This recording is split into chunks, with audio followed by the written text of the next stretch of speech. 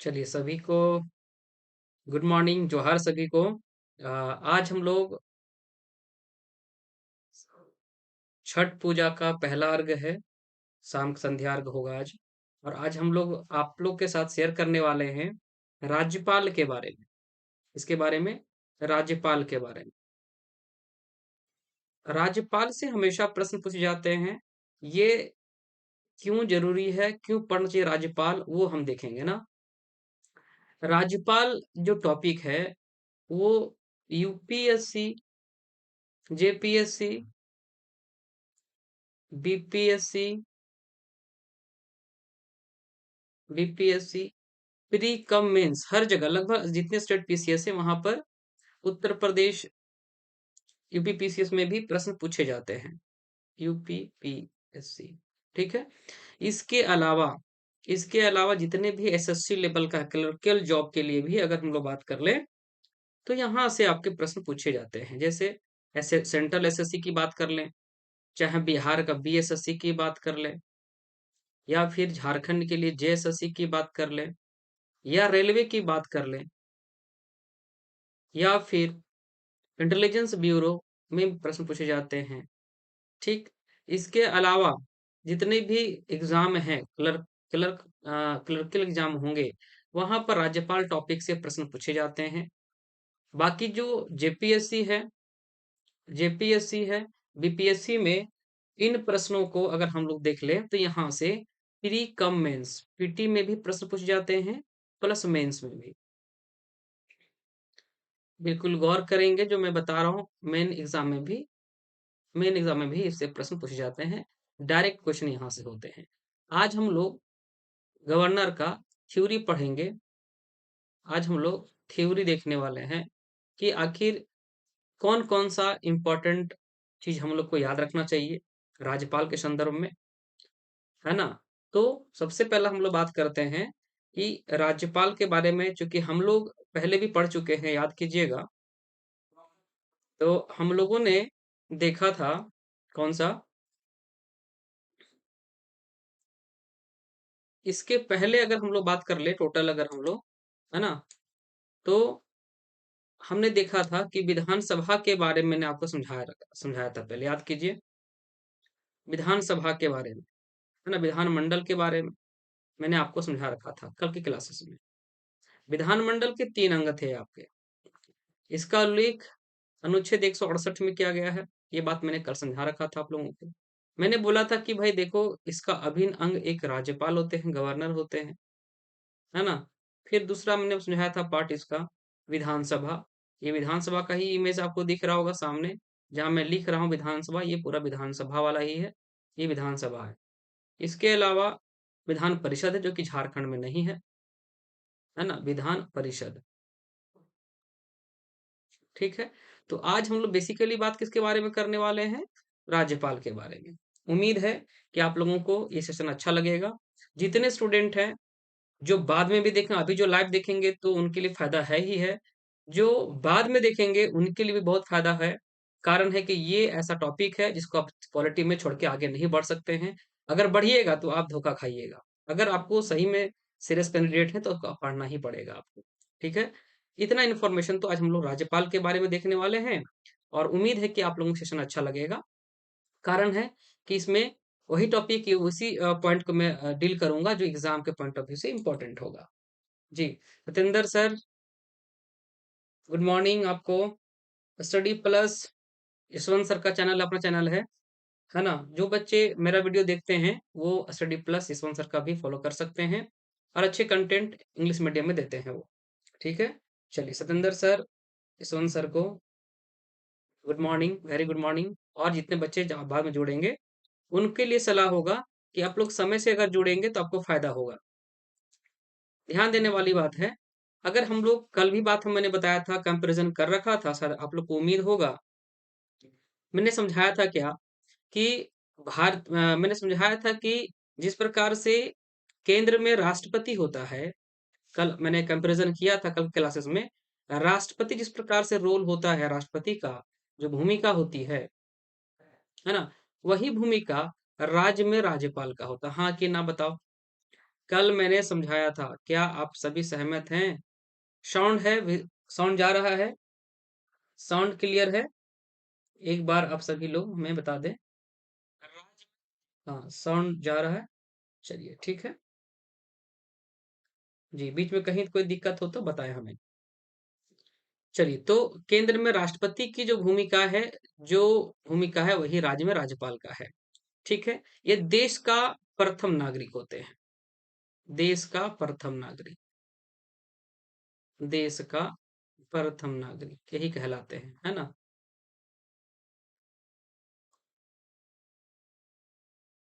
क्या कहलाते हैं? देश का प्रथम नागरिक कौन? राष्ट्रपति।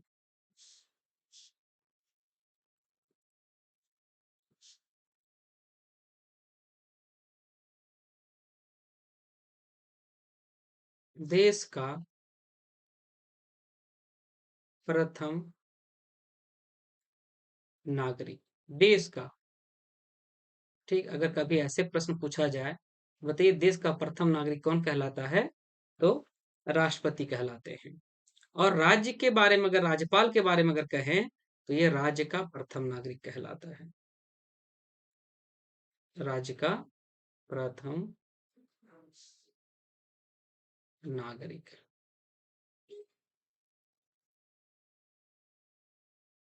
ठीक है, याद रखिएगा। चलिए, कुछ पॉइंट्स है जो एग्जाम के पॉइंट ऑफ व्यू से बहुत इंपॉर्टेंट है।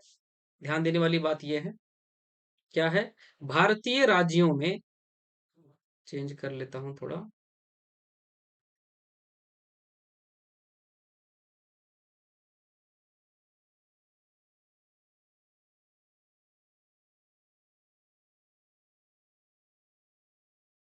ठीक है।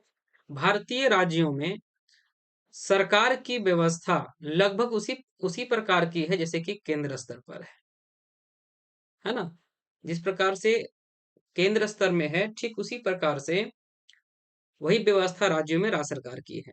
अगला पॉइंट है, ये इंपॉर्टेंट याद रख लेना है। संविधान के भाग 6 में, कौन से भाग 6 में अगर आप देखते हैं कि अंतर्गत अध्याय दूसरा में अनुच्छेद 153 से लेकर के 167 167 तक, 153 टू कहां से इंपॉर्टेंट है ये आर्टिकल? 153 से लेकर के 167, ये बिल्कुल क्या कर ले, कंठस्थ कर ले। जब भी राज्यपाल आएगा, ये प्री या मेंस आ जाए, इस सब जगह काम आएगा, इक्वली इंपॉर्टेंट होगा आप सभी के लिए। ठीक है। तो संविधान के भाग 6 के अंतर्गत अध्याय किसमें, दूसरा में अनुच्छेद 153 से 67 तक राज्य के, है ना, राज्य कार्यपालिका का के संबंध में उल्लेख है। राज्य की कार्यपालिका का याद कीजिए। मैंने बताया भी था आप लोग को, समझ में पहले भी बताया था मैंने कल भी, कि कार्यपालिका में नाम मात्र का प्रमुख होता है। जैसे केंद्र में होता है पीएम होता है, तो उसी प्रकार से राज्य में होता है कौन? सीएम। जिस प्रकार से ये वास्तविक प्रमुख होते हैं, पीएम और सीएम क्या होते हैं? वास्तविक प्रमुख होते हैं। लेकिन हम अगर राष्ट्रपति की बात कर दें, प्रेसिडेंट की बात कर लें, तो ये नाम मात्र प्रमुख होता है केंद्र में। उसी प्रकार से गवर्नर भी होता है कहाँ पर? नाम मात्र प्रमुख होता है कहाँ? स्टेट में। ठीक। और ये कंठस्थ कर लें कि राज्यपाल की जो भूमिका है, या राज्यपाल का अनुच्छेद जो है 153 से 167 के बीच में मिलेगा। अनुच्छेद 154 क्या कहता है? अनुच्छेद 154 के अनुसार राज्य की कार्यपालिका शक्ति राज्यपाल में निहित होगा। ये प्रश्न पूछा गया है। ये भी प्रश्न पूछा गया है कि कहां से कहां तक राज्य की कार्यपालिका का उल्लेख है, तो 153 से 167 के बीच में बोलेंगे। 54 क्या कहता है? 154 क्या कहता है? कहता है के अनुसार राज्य की कार्यपालिका शक्ति राज्य में निहित होती होती है ना? क्या करती है? होती है कहां पर? तो ये हम याद रखेंगे कि राज्य की कार्यपालिका शक्ति राज्यपाल में निहित होती है। कहाँ निहित होती है? राज्यपाल में निहित होती है। ये चीज क्या कर लेंगे? कंठस्थ कर लीजिएगा, याद कर लीजिएगा। ठीक, कोई दिक्कत? याद होना चाहिए, एक प्रश्न पूछा गया है। ठीक है। एक चीज और गौर कीजिएगा आप लोग, कि जितने भी स्टूडेंट अभी देख रहे होंगे, वो अनुच्छेद को एक जगह नोट्स बना लें, वो आपको बहुत फायदा करेगा, है ना? बहुत फायदा करेगा, आपके नोट्स जो बने रहेंगे, एक जगह कर लेंगे इसे, है ना? बिल्कुल एक जगह कर लेंगे ताकि कहीं दिक्कत ना हो आपको। ठीक है? तो ये समझना होगा आपको कि हर हाल में जो है आपको यहाँ बढ़िया करना होगा। ठीक है? कोई दिक्कत?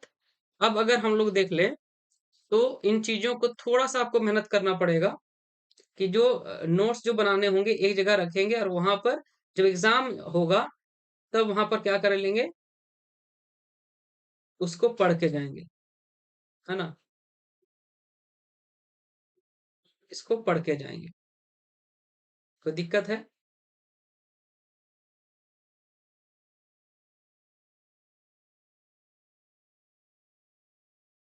तो अनुच्छेद क्या कर लेंगे, एक जगह पर आप लोग रख कर के रख लेना है। तो कार्यपालिका शक्ति किसमें निहित होगा? तो राज्यपाल में निहित होगा। कहाँ होगा? राज्यपाल में निहित होगा। ये बात मैंने आपको समझाया है।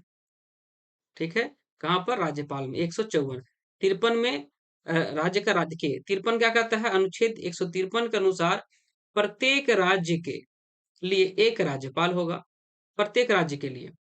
अब यहाँ गौर करना है कि प्रत्येक राज्य के बारे में मैंने बताया है और प्रत्येक राज्य के बारे में बताया है, तो भाई एक चीज गौर करना है। क्या गौर करना है आपको? देखिए, गौर करना ये है कि राज्यपाल हर स्टेट में होगा, लेकिन विधानसभा, अगर हम लोग विधानसभा की बात कर लें तो भी हर जगह होगा, लेकिन विधान परिषद हर जगह नहीं होगा, है ना? चलिए एक बार हम लोग इसको देख लेते हैं। कल के क्लासेस में मैंने आपको बताया था कि जब राज्यपाल हो, क्या हो? राज्यपाल जब होते हैं, राज्यपाल प्लस विधानसभा, ऐसी स्थिति कहां पर है? झारखंड में है। कहां पर है? झारखंड में है। तो ये दोनों मिलाकर होता है एक सदनीय, क्या हो गया? एक सदनीय, एक सदनीय विधानमंडल, एक सदनीय विधानमंडल।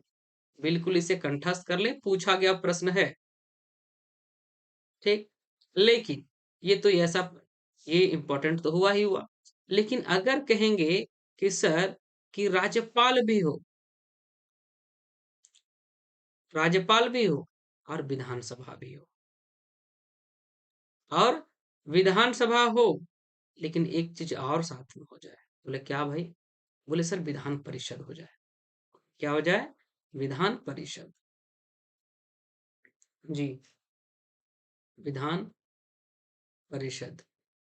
ठीक, ऐसे कंडीशन में इसे हम लोग द्विसदनीय कहते हैं। क्या कहते हैं? द्विसदनीय विधानमंडल। इसी को अंग्रेजी में बाई कैमरल भी कहते हैं। क्या कहते हैं? By cameral. याद कर लेंगे। इंपॉर्टेंट है, बिल्कुल इंपॉर्टेंट है कि जिस, जैसे कि मैंने बताया कि ऐसे कितने राज्य में द्विसदनीय है भाई साहब, बता दो। 6 राज्य में है। मैंने कल की क्लासेस में समझा रखा था, याद होगा जी। Rakesh Kumar ji, very good morning Rakesh ji. तो हम लोग बात कर लेते हैं उत्तर प्रदेश प्लस बिहार, इसके अलावा आंध्र प्रदेश, तेलंगाना, कर्नाटका और महाराष्ट्र।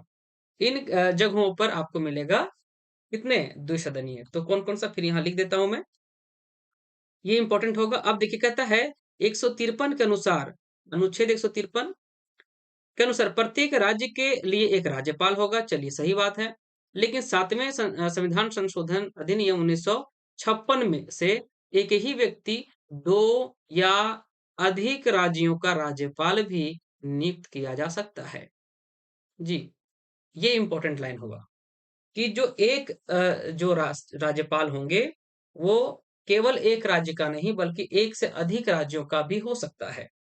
अब ये समझना होगा आपको, अगर एक राज्य का होगा तो उसको जो पेमेंट मिलेगा उसी राज्य से मिलेगा, उस राज्य की संचित से मिलेगा। लेकिन अगर वो एक से अनेक, हमने झारखंड का भी कर रहा हो और मान के चलो बिहार का भी अतिरिक्त प्रभार पर हो, तो वैसे कंडीशन में राष्ट्रपति निर्धारित करेंगे भैया कितना पैसा उसको मिलना चाहिए। 3.5 लाख पर मंथ इनकी सैलरी होती है। तो क्या कहता है?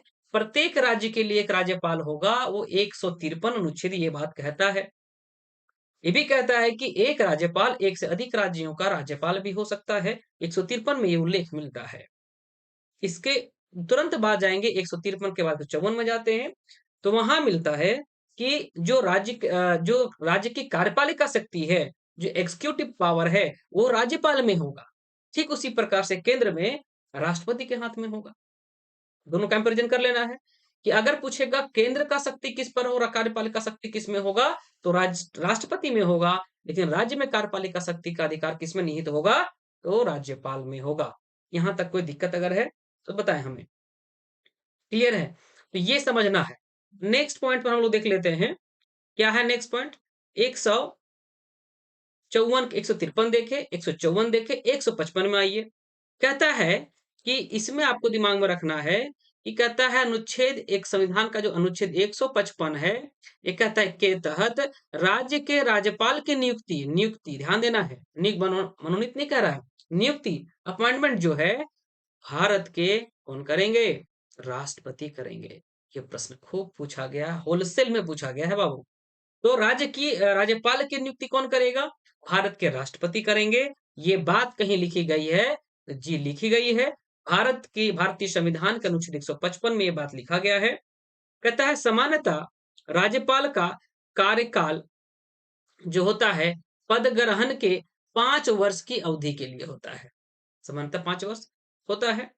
ठीक है? तो ये दिमाग में कब कह रहा है? 155 में 5 आ रहा है, ध्यान देना है। कोडिंग कर लें आप लोग। 155 में क्या है? 5 वर्ष। 5 वर्ष क्या होता है? कार्यकाल होता है।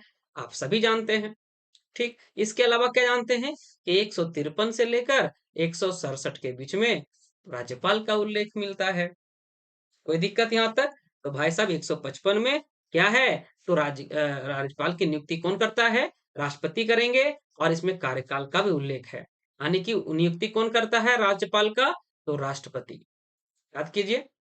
एक बात इंटरेस्टिंग समझिए आप सभी। जब राष्ट्रपति और राज्यपाल का तुलना कर रहे हैं और नाम आ गया है, थोड़ा-सा मैं चर्चा कर दूँ। बोले क्या करेंगे सर चर्चा? बोले कि यहाँ जो यूपीएससी वाले होते हैं, यूपीएससी वाले जो बंदे होते हैं, उनकी नियुक्ति पत्र में प्रेसिडेंट का यानी कि राष्ट्रपति का साइन होता है, ठीक? और जेपीएससी होता है, जेपीएससी में राज्यपाल का होता है हस्ताक्षर, ठीक है?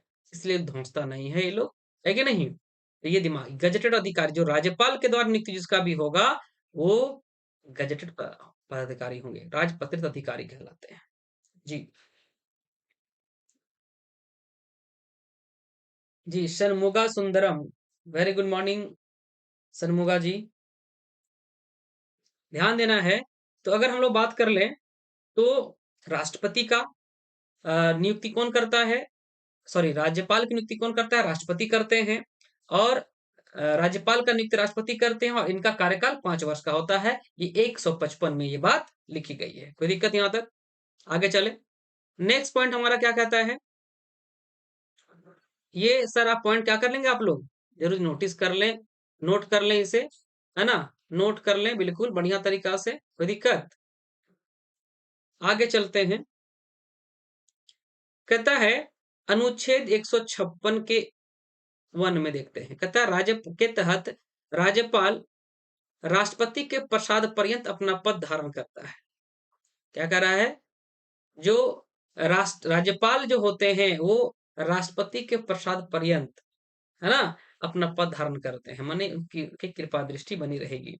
अनुच्छेद 156 के दूसरा में कहता है राज्यपाल राष्ट्रपति को संबोधित अपने हस्ताक्षर सहित लेख द्वारा अपना पद त्याग कर सकता है। यानी कि राज्यपाल अगर किसी को त्याग पत्र देगा तो वो किसको देगा? राज्यपाल का त्याग पत्र जो होगा वो राष्ट्रपति के के पास होगा। क्लियर है? तो एक बड़ी बात हुई कि नहीं हुई? हाँ कि ना बोलो?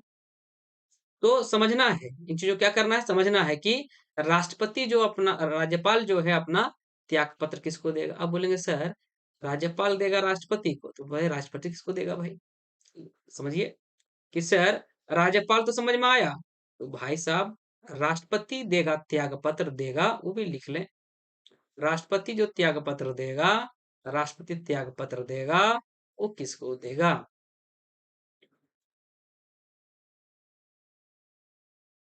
राष्ट्रपति को, उपराष्ट्रपति को देगा, है ना? चलिए, कोई दिक्कत यहाँ तक? समझ रहे हैं आप सभी लोग? जी। ये जो क्लासेस है बहुत इंपॉर्टेंट है सभी एग्जाम के लिए, जितने भी एग्जाम जिसमें जीएस का महत्व होता है, लगभग उन सारे एग्जाम में इसका वैल्यू है और आता ही है, हमेशा आता है। ठीक है? तो अभी आपको लग रहा होगा शायद कि यह बड़ा बोरिंग क्लास लग रहा होगा, क्या अनुच्छेद वगैरह पढ़ा रहे हैं सर? लेकिन आप जब एग्जाम हॉल में जाएंगे और बैठेंगे तभी आपको इसका महत्व समझ में आएगा। ठीक है? चलिए, तो अब अगर देख लें तो त्यागपत्र की बात बोल दी हम लोगों ने, तो राज्यपाल राष्ट्रपति को देगा। ठीक है? और ये बात कहाँ लिखा गया है? 156 में लिखा गया है ना? अनुच्छेद 156 में। आगे देखते हैं 157 क्या कहता है? ये प्रश्न जेपीएससी के मेंस में ऑब्जेक्टिव में प्रश्न पूछे गए थे। जी, ऑब्जेक्टिव में से प्रश्न पूछे गए थे। क्या पूछे गए थे? अनुच्छेद 157 के अनुसार राज्यपाल पद के लिए जो अर्हता है, जो एलिजिबिलिटी है, उसमें क्या होगा? भारत का नागरिक होना चाहिए और वह 35 वर्ष की आयु पूरी कर चुका हो। ये दो बातें बिल्कुल लिखी गई हैं और इसके अलावा कोई तीसरा बात नहीं लिखा गया है, इसे ये उतना ही इंपॉर्टेंट है। क्या है? ये वेरी वेरी इंपॉर्टेंट है। ये जो आर्टिकल है 157 बहुत इंपॉर्टेंट है, जेपीएससी मेंस के ऑब्जेक्टिव में पूछा गया था और जगह एग्जाम में ये पूछे जाते हैं, तो दो ही बात लिखता है भैया कि भारत का नागरिक होना चाहिए और दूसरी चीज बात क्या है कि वह 35 वर्ष अपना उम्र पूरा कर, यही केवल यहीं पर नहीं, राष्ट्रपति के लिए भी यही उम्र सीमा है ना? राष्ट्रपति के लिए भी यही उम्र सीमा है, याद कर लीजिएगा, है ना? मतलब ये 35 वर्ष का जो उम्र है वो राष्ट्रपति के लिए भी है, ये भी बात पूछा गया है। ठीक है? अनुच्छेद 166 के तहत राज्य सरकार के सभी कार्यकारी कार्य औपचारिक रूप से राज्यपाल के नाम से होते हैं। अब ये बात समझना है, जैसे शादी का कार्ड जब आता है तो कार्ड पर किसका नाम छपा रहता है? आपके पिता का, फादर का रहता है या गार्जियन का रहता है जो घर का रहता है। आपका तो नहीं रहता, लेकिन आपके पिताजी जब नहीं जाते हैं तो उस लिफाफा में जब देते हैं या गिफ्ट देते हैं तो उसमें अपने पिता का नाम देते हैं आप। अगर इनका बेटा अगर जाता है ना? तो पिता का ही रहता है, ये रहता है, इन्विटेशन रहता है। उसी प्रकार से राज्य में जितना भी राज्य का काम होगा, वो सारा का सारा राज्यपाल के नाम से होगा। किसके नाम से होगा? राज्यपाल के नाम से होगा। पर हाँ, यहाँ के मुख्यमंत्री कहीं भी जाएंगे, तो जो भी साइन करेंगे यहाँ से बाहर, वो on the behalf of the governor of that state, जिस स्टेट के सीएम होंगे। और केंद्र सरकार जब प्रधानमंत्री कहीं भी जाएंगे, कोई भी ट्रीटी संधि होता है, वो उस पर नाम जो होगा वो होगा राष्ट्रपति का, on the behalf of the president of India, ना कि on the behalf of the prime minister of India. क्या होगा? यही बात लिखा गया है अनुच्छेद 77 में, सेम चीज कि केंद्र सरकार का समस्त कार्यपालिका शक्ति राष्ट्रपति में निहित होगा। ये बात लिखता है किसमें? अनुच्छेद 77 में। और 166 कहता है कि समस्त जितना भी काम होगा झारखंड का, किसी भी स्टेट का, झारखंड का छोड़ दो, किसी भी भारत का कोई भी स्टेट हो, वहां जो भी काम होना होगा वो राज्यपाल के नाम से किया हुआ कहा जाएगा। वही कहता है कि राज्य सरकार के सभी कार्यकारी कार्य औपचारिक रूप से राज्यपाल के नाम पर होंगे। वही अगर 177 अगर केवल 77 कहता है कि भारत सरकार के औपचारिक रूप से राष्ट्रपति के नाम से किया हुआ कहा जाएगा। ये दोनों बात बहुत इंपॉर्टेंट है और ये दोनों याद कर ले यहाँ पर, है ना? यहाँ याद कर लेना है। तो एक तरह का अगर देखा जाए तो अनुच्छेद 166 जो है इक्वल होगा केंद्र में किसके किससे, यानी कह सकते हैं, यहाँ पर लिख लें कहीं पर भी, आर्टिकल 77 टू आर्टिकल 166। ये बात आपको समझ लिख लेना होगा। दिख रहा है? लगता है कि नहीं दिख रहा है, थोड़ा ऊपर लिख देते हैं ना। ठीक है? अनुच्छेद 77 आर्टिकल 166 के बराबर है। याद हो जाएगा? याद तो करना पड़ेगा बाबू, इसमें कोई शक नहीं है। याद नहीं करेंगे तो नुकसान आप ही को होना है, इसलिए इसमें मैं बोलूंगा कि बिल्कुल याद करना होगा आपको। इसके अलावा आते हैं किसमें? अनुच्छेद 202 में आते हैं। देखिए यहाँ पर आपको लग रहा होगा सर कि ये सीक्वेंस में नजर नहीं आ रहा, लेकिन ये सब पूछा गया प्रश्न है, उसी का कॉन्सेप्ट है। अनुच्छेद 202 के 3 के क के अनुसार राज्यपाल की उपलब्धियां, भत्ते तथा उसके पद से संबंधित अन्य व्यय राज्य की संचित निधि पर भारित होता है। ठीक है, ध्यान देना है। अगर अगर इनका माने उपलब्धियां भत्ते या उसके पद संबंधित अन्य व्यय जितना खर्चा होगा, संतोष गंगवार अगर यहाँ का है तो यहाँ अभी खर्चा कौन उठा रहा होगा? राज्य संचित निधि। लेकिन अगर पूछेगा कि सेवानिवृत्त जब होंगे, सेवा निवृत्त होंगे, है ना, रिटायरमेंट होगा, तब पेंशन कहां से मिलेगा? तब कहां से मिलेगा? तब बोलेंगे पेंशन कहां से मिलेगा सर? तो पेंशन वगैरह भारत की संचित निधि से। ये भी प्रश्न पूछा गया है, भारत की, है ना, संचित निधि।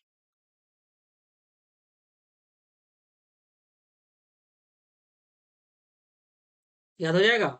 अगर पेंशन पूछेगा तब भारत संचित निधि से, लेकिन वेतन पूछेगा तो राज्य की संचित निधि, जिस राज्य में पोस्टेड होंगे।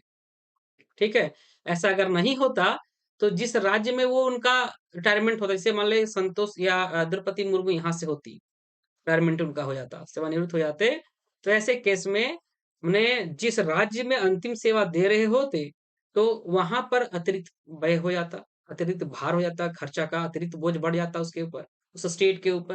लेकिन नहीं, बोलता है कि भैया आप जिस स्टेट में जब तक काम कीजिएगा तब तक वहां के स्टेट से लीजिए, और पेंशन जब रिटायरमेंट हो जाएगा तो वह आपको हम देंगे। ये प्रावधान पूरे भारत में है, और ये भारतीय संविधान के अनुच्छेद 202 के अनुच्छेद 202 के क्लॉज 3 के क के अनुसार ये बात लिखी गई है। चलिए ये बात समझ में आया होगा। और जितना पॉइंट बता रहे हैं बुतरू सब, ये हल्के में ना लेना इससे कि पता नहीं क्या पढ़ा रहे हैं। एग्जाम में जाओगे तो हो बहु ऐसे आंसर क्वेश्चंस मिलने वाले हैं आपको। चलो नेक्स्ट देखते हैं। कहता है संविधान के अनुच्छेद 164 के 1 के अनुसार मुख्यमंत्री की नियुक्ति राज्यपाल द्वारा की जाएगी। अब देखिए कि मुख्यमंत्री की नियुक्ति कौन करता है? राज्यपाल करता है। राज्यपाल की नियुक्ति कौन करता है? राष्ट्रपति, है ना, सीढ़ी लगा हुआ है। अन्य मंत्रियों की नियुक्ति राज्यपाल मुख्यमंत्री की सलाह पर करेगा। याद कीजिए, केंद्र में ही बात होता है। क्या एक बात होता है? केंद्र में ही बात होता है कि प्रधानमंत्री पीएम का नियुक्ति प्रेसिडेंट करते हैं, और मुख्यमंत्री की सलाह पर राष्ट्रपति अन्य मंत्री की नियुक्ति करते हैं। उसी प्रकार से राज्य सरकार में, राज्य में, है ना, सीएम का नियुक्ति प्रेसिडेंट गवर्नर करता है। कौन करेगा? गवर्नर करेगा। गवर्नर किया किसका? सीएम का नियुक्ति गवर्नर किया, लेकिन सीएम जिसको चाहेगा उसी को मंत्री बनाएगा, और ये बात बोलेगा गवर्नर साहब को कि शपथ दिलाइए गुरुजी इसको। बोलो ठीक है, दिलाते हैं आपको। तो ये बातें आपको समझना होगा कि ये राज्य सरकार में क्या है, गवर्नर और सीएम का है। तो भाई मुख्यमंत्री की नियुक्ति गवर्नर करेगा, और मुख्यमंत्री की सलाह पर अन्य मंत्री की नियुक्ति कौन करेगा? राज्यपाल करेंगे। उसी प्रकार से केंद्र में प्रधानमंत्री की नियुक्ति राष्ट्रपति करते हैं, और अन्य मंत्री की नियुक्ति प्रधानमंत्री की सलाह पर राष्ट्रपति करते हैं। क्लियर हुआ? भाई ये बिल्कुल इंपॉर्टेंट लाइन है, इसलिए एकदम बिल्कुल प्रश्न ये एकदम पूछता है और पूछा जाएगा भविष्य में भी।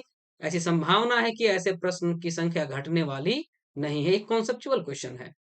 चले आगे, उम्मीद होगा कि समझ में आ रहा होगा। उतना ही इंपॉर्टेंट है ये, है ना, ये जो आप देख रहे होंगे उतना ही इंपॉर्टेंट आर्टिकल है। आगे चले आते हैं। अनुच्छेद 200 अनुसार संघ राज्य क्षेत्र दिल्ली के मुख्यमंत्री की नियुक्ति राष्ट्रपति करते हैं। ध्यान से देखा जाए, अभी हमने देखा कि भैया सीएम का नियुक्ति कौन करता है? सीएम का जो नियुक्ति है वो कौन करता है? गौर किया जाए, नियुक्ति कौन करता है? तो करता है राज्यपाल। सीएम का नियुक्ति कौन करता है? राज्यपाल करता है। पीएम का नियुक्ति कौन करता है? प्रधानमंत्री नरेंद्र मोदी की नियुक्ति कौन करेंगे? तो इनकी नियुक्ति कौन करेंगे? नियुक्ति कौन करेंगे? तो इनकी नियुक्ति कौन करेंगे? इनकी जो नियुक्ति होगी वो करेंगे राष्ट्रपति। ये बात समझ में आया, हाँ कि ना? जी। जितने स्टूडेंट देखेंगे इस वीडियो को बाद में, उनसे रिक्वेस्ट होगा कि भाई इसे हल्के में ना लें, समझना है इसको। आप ध्यान दीजिए, सीएम का नियुक्ति कर रहा है राज्यपाल, हाँ कि ना? बिल्कुल कर रहे हैं, है ना? सीएम का नियुक्ति राज्यपाल करते हैं, लेकिन सीएम का भी नियुक्ति कौन कर सकते हैं?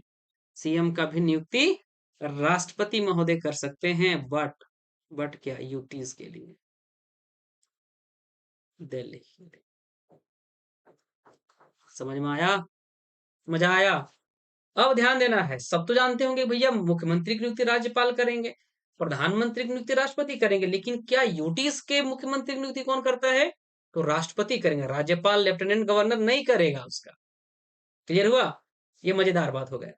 ठीक है, ये आप समझने के लिए बहुत ही बढ़िया है, थोड़ा बहुत नहीं, ये बहुत बढ़िया है। ठीक है, चले आगे। 168 एक के अनुसार राज्यपाल राज्य विधानमंडल का अभिन्न अंग होता है ना? मैंने बताया भी था, ये बात मैंने आपको समझाया भी था, शायद आपको याद हो कि नहीं है, मुझे नहीं पता है, लेकिन मैंने आप सभी को बताया था बकायदा एक डायग्राम के द्वारा। मैंने बताया था कि भाई अगर विधानमंडल देख लोगे, क्या देख लोगे? विधानमंडल देख लोगे तो आपको मिलेगा, क्या मिलेगा विधानमंडल में? अनुच्छेद, ये अनुच्छेद किसमें? 168 हो गया। और हमने बताया था कि इसके 3 अभिन्न अंग है भाई। एक तो राज्यपाल साहब, है ना? कौन हो गए? राज्यपाल हो गए। इसमें अनुच्छेद 153। फिर मैंने बताया था विधानसभा के बारे में, कल की क्लासेस में, अगर कल की क्लास अगर आप देखे होंगे, विधानसभा, और इसका उल्लेख मिलता है किसमें बोलो? आर्टिकल किसमें? 170 में। उसी प्रकार से मैंने बोला था कि भाई याद कर लेना है, कौन सा?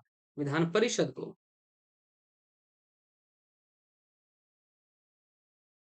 विधान परिषद हो गया, और ये बात लिखा गया है आर्टिकल 171 में, हाँ कि ना? मजा आया? ये लाइन मैंने आपको समझा रखा था कल, उसी बात को यहाँ रिपीट किया गया है। अनुच्छेद 168 एक के अनुसार राज्यपाल राज्य विधानमंडल का भी अंग होता है। जी, समझ में आया होगा? आगे चले। कहता है, उसके बाद नेक्स्ट पॉइंट हमारा है कि वह राज्य विधानसभा के सत्र को बुलाने, सत्रावसान करने और विघटित करने की शक्ति रखता है। वह मतलब कौन? मतलब राज्यपाल। मजा आया कि नहीं आया बोलो? समझ में आ रहा बात? मैंने बोला राज्यपाल। यही बात अगर हम कहते हैं केंद्र में कि लोकसभा को यहाँ जहाँ राज्य विधानसभा है ना, वहां कर देंगे लोकसभा। लोकसभा के सत्र को बुलाने, सत्रावसान करने और विघटित करने की शक्ति राष्ट्रपति का हो जाएगा। मजा आया? तो ये बिल्कुल क्या करना है, याद रखना है, तभी आपको काम आएगा। स्टेट लेवल पे राज्यपाल और केंद्र स्तर पर राष्ट्रपति। राज्यपाल राज्य विधान परिषद के कुल सदस्यों के 1/6वें भाग को ये नामित करता है, नॉमिनेट करता है ना? नॉमिनेट करने का पावर है। देखिए, साहित्य, साहित्य, कला, विज्ञान, समाज सेवा, विज्ञान और समाज सेवा, इस पर समाज सेवा, इस पर आने की ये 4 जो क्षेत्र है, मनोनयन करने का शक्ति किसको प्राप्त है? ये प्राप्त है किसको? राष्ट्रपति को। लेकिन एक एक्स्ट्रा होता है, सहकारिता सह सहकारी आंदोलन, सहकारी आंदोलन, ठीक है। पीसीएस फैक्ट्री, जी very good morning. PCS factory, तो अगर हम बात करते हैं कि ये अतिरिक्त होता है जो राष्ट्रपति को प्राप्त नहीं है, जी ये राज्यपाल को प्राप्त है। ये बिल्कुल दिमाग में रख लें, समझ लें इस चीज को। मैंने बोला कि साहित्य का है, कला का है, विज्ञान का है, समाज सेवा का है, इसमें राष्ट्रपति को अधिकार है नामित करने का राज्यसभा ये राज्यसभा के लिए। लेकिन वही कहता है एक एक्स्ट्रा पावर जो है सहकारी आंदोलन से जुड़े लोगों को जोड़ने का पावर केवल राज्यपाल साहब को है। समझ में आया? ये बहुत ट्विस्ट वाला क्वेश्चन है कि साहित्य, कला, विज्ञान, समाज सेवा तो सबको जानता है, लेकिन सहकारी आंदोलन से जुड़े लोगों को नॉमिनेट करने का पावर राज्य के विधान परिषद में जो 6 राज्यों में है, वो पावर है राष्ट्रपति को, सॉरी राज्यपाल को प्राप्त है। ठीक है, तो 4 ही क्षेत्र में नॉमिनेट कर सकते हैं, नामित कर सकते हैं, कौन? राष्ट्रपति जी। लेकिन अगर हम लोग कह दें कि बताइए राष्ट्रपति सहकारी आंदोलन जो अतिरिक्त जो आता है उस पर कौन? तो राज्यपाल को। तो यहाँ पर आता है कि राष्ट्रपति राज्यपाल जो है राष्ट्रपति से किन शक्तियों में वो उससे आगे हैं, तो इसी क्षेत्र में वो आगे हैं और कुछ-कुछ जगहों में आगे आएंगे हम लोग, ध्यान दिया जाए। नेक्स्ट हम लोग देख लेते हैं, क्या देखेंगे नेक्स्ट? वह राज्य विधानसभा के लिए आंग्ल भारतीय समुदाय से एक सदस्य की नियुक्ति कर सकता था। एंग्लो इंडियन का कर सकता था, याद कीजिए, है ना? जोसेफ पचर गलत सिंह झारखंड के थे, परंतु 104वें संविधान संशोधन अधिनियम 2019 के द्वारा अनुच्छेद 334 में संशोधन कर दिया गया। इस संशोधन की अवधि को आगे न बढ़ाते हुए निष्प्रभावी कर दिया गया है। अब बताइए से झारखंड विधानसभा में 81 सीट है ना, 81 प्लस 1 था, यानी 82 सीटें थी। अब यहाँ पर चूंकि एक एंग्लो इंडियन वाला कहानी खत्म हो चुका है, 104वां संविधान संशोधन हुआ था, वर्ष 2019 की बात है, तो भाई साहब अब क्या केवल हमारा 81 विधानसभा सीट के लिए चुनाव इस बार हो रही है। हाँ कि ना, समझना है। अब चलो आगे, तो अब ध्यान देना है, तो अब जो है 104वां संविधान संशोधन जो है ये इंपॉर्टेंट हो गया हम लोगों के लिए। तो अब ये इंपॉर्टेंट हो गया और ये लाइन इंपॉर्टेंट है, हो गया। 165 के तहत राज्यपाल उच्च न्यायालय का न्यायाधीश नियुक्त होने के योग्य किसी व्यक्ति को राज्य का महाधिवक्ता एडवोकेट जनरल, अभी राजीव रंजन है ना, एजी कहते हैं ना, क्या कहते हैं इसको? एजी, एडवोकेट जनरल, एडवोकेट जनरल, हो गया एजी। शॉर्ट में क्या कहते हैं इसे? एजी कहते हैं। कि एजी कौन है? अभी झारखंड के एजी कौन है? राजीव रंजन।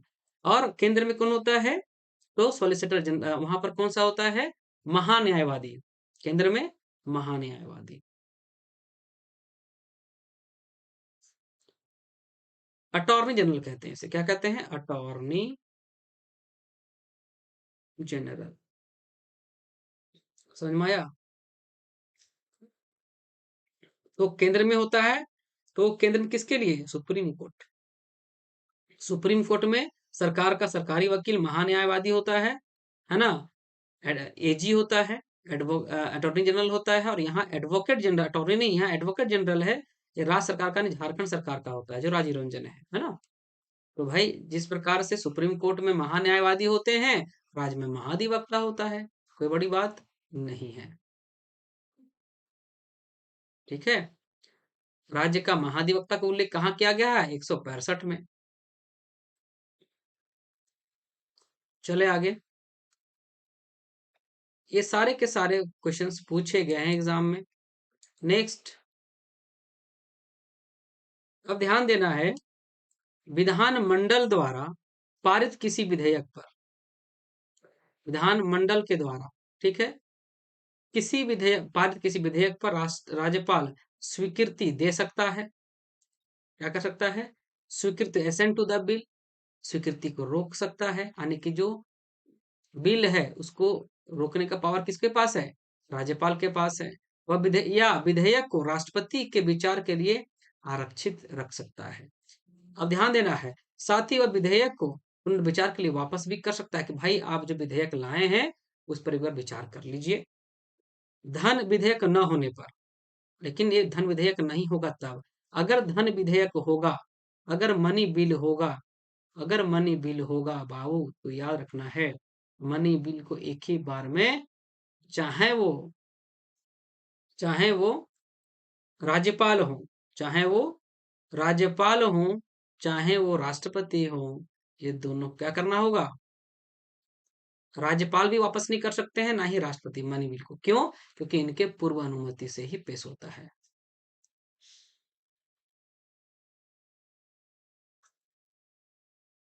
पूर्व अनुमति से ये पेश होता है। ठीक, तो मनी बिल में कभी भी राज्यपाल जो है वापस नहीं कर सकते हैं उस विधेयक को, लेकिन धन विधेयक अगर होगा तब तो वापस नहीं करेंगे, चाहे वो राज्यपाल हो स्टेट में, चाहे वो राष्ट्रपति हो केंद्र में, लेकिन अन्य विधेयकों में वो वापस कर सकते। वही कहता है कि विधानमंडल द्वारा पारित कोई भी विधेयक जब आता है तो राज्यपाल स्वीकृति दे सकता है, सेंड टू द बिल कर सकता है, उसको होल्ड कर सकता है, रोक सकता है, या राष्ट्रपति के लिए पुनर्विचार के लिए आरक्षित रख सकता है, रिजर्व रख सकता है, या फिर लगेगा कि नहीं उसको एक बार पुनर्विचार किया जाए इसके ऊपर और विधानमंडल को वापस भेज सकता है। लेकिन ध्यान रहे, मनी बिल नहीं होना चाहिए। ठीक है, अनुच्छेद 201 के अनुसार जब कोई विधेयक राज्यपाल द्वारा राष्ट्रपति के विचारार्थ आरक्षित रख लिया जाता है, तब राष्ट्रपति यह घोषित करेगा कि वह विधेयक पर अनुमति देता है या रोक लेता है। अब देखिए यहां पर भी बैरियर है, अगर ये राष्ट्रपति के लिए रख देते हैं आरक्षित रिजर्व, राज्यपाल ये रख देंगे भाई, तो बताइए उनके पास भी पावर है, हो सकता है कि वो अपना दिमाग लगाएंगे, वो अपने महान्यायवादी से वो अपना सलाह लेंगे और लगेगा कि नहीं इस पर रोक लगा, तो वो भी रुक सकता है। तो जहां राज्यपाल उसको होल्ड करता है अनुच्छेद 201 के तहत, ये अपने आप में क्या हो गया, इंपॉर्टेंट हो गया। कौन सा? अनुच्छेद 201 के अनुसार जब कोई विधेयक राज्यपाल द्वारा राष्ट्रपति के विचारार्थ आरक्षित रख लिया जाता है, तो राष्ट्रपति भी यह घोषित करेगा कि विधेयक पर अनुमति देगा या रोक सकता है। मैंने मामला फंसने वाला है। अनुच्छेद 213 के अनुसार जब राज्य विधानमंडल का सत्र न चल रहा हो, तो राज्यपाल अध्यादेश प्रख्या प्रख्यापित कर सकता है, ऑर्डिनेंस, अंग्रेजी में कहते हैं ऑर्डिनेंस, तो आप लोग जान जाइएगा, ऑर्डिनेंस। ठीक, याद रखना है कि जब मंडल सत्र में नहीं जब होगा, तो अध्यादेश जारी करने का शक्ति राज्यपाल को है, अनुच्छेद 213 के तहत। लेकिन हम कहें कि बताइए अनुच्छेद 123 क्या कहता है, 1 2 3, तो यहाँ पर राष्ट्रपति महोदय आ जाएंगे कि जब संसद सत्र में नहीं होगा, ध्यान दीजिएगा, जब संसद सत्र में नहीं होगा, तो राष्ट्रपति यानी कि जब लोकसभा सत्र में नहीं, सत्र का मतलब, सत्र में ना होने का मतलब क्या, राज्यसभा तो कभी भंग होता ही नहीं है, उसी प्रकार से विधान परिषद कभी भंग नहीं होता है, यानी कि विधानसभा जब भंग हो जाएगा, तब उस समय लगेगा राज्य में एक नियम की आवश्यकता है। तो वैसे केस में राज्यपाल अनुच्छेद 213 का इस्तेमाल करके वो एक अधिनियम बना सकता है, एक प्रोविजन कर सकता है, और उसकी वैल्यू उसी प्रकार से होगी जो विधानसभा विधानमंडल जो बनाता है उसी प्रकार से। ठीक उसी प्रकार से जब लोकसभा सत्र में नहीं होता, अर्थात यह माना जाता है कि अभी सत्र नहीं चल रहा है, सत्र में नहीं है, और वैसे केस में देश में लगे कि नहीं अब एक कानून की आवश्यकता है, एक अधिनियम की आवश्यकता है, एक प्रोविजन की आवश्यकता है, वैसे केस में भारतीय संविधान का अनुच्छेद 123 1 2 3 के अनुसार राष्ट्रपति अध्यादेश जारी करके नियम बना सकता है, उस अधिनियम का वैल्यू संसद द्वारा बनाए गए कानून के बराबर होगा। मजा आया? तो अध्यादेश जारी करने की शक्ति केंद्र में राष्ट्रपति को, अनुच्छेद 123 के आधार पर, और स्टेट में सिर्फ ये हम कर देते हैं, दो को इधर कर दीजिए, ये दो को उठा के इधर कर दीजिए, तो दो इधर हो जाएगा, एक बीच में आ जाएगा और 13 बीच में आ जाएगा, 3 आ जाएगा बाद में, होगा।